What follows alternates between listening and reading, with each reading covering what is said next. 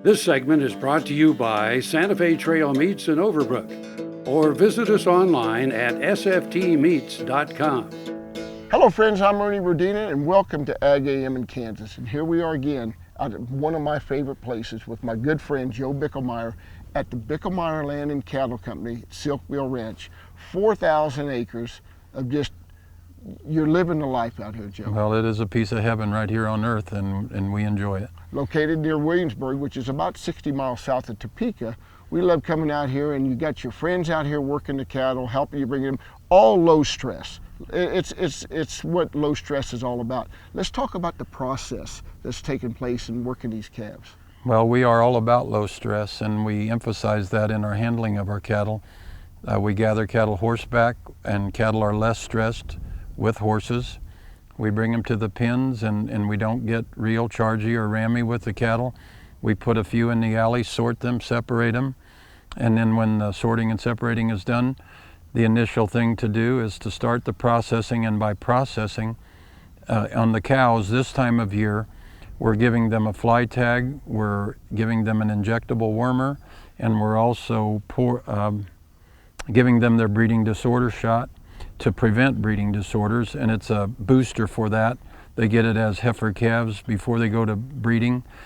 And then on the calves themselves, we're giving them all of their first rounds of vaccinations, their 7-way, their 4-way.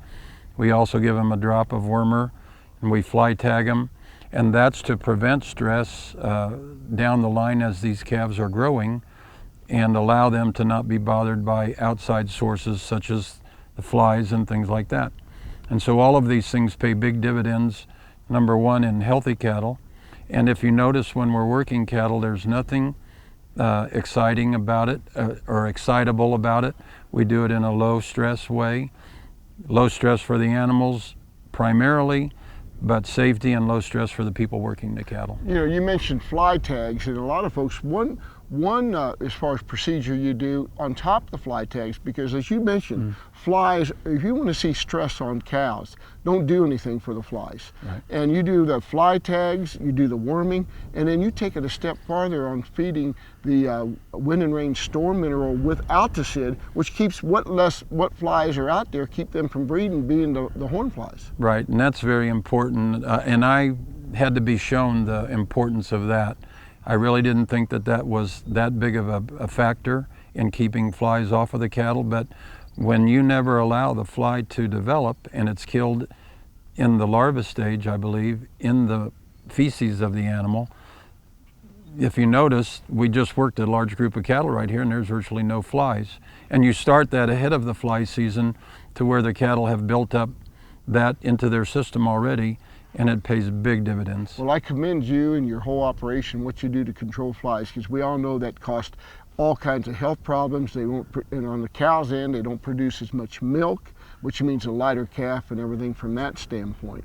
And so, and even you were going through some castration of your your bulls, and you just do a super job. There was low stress, and just get up and walk away from that.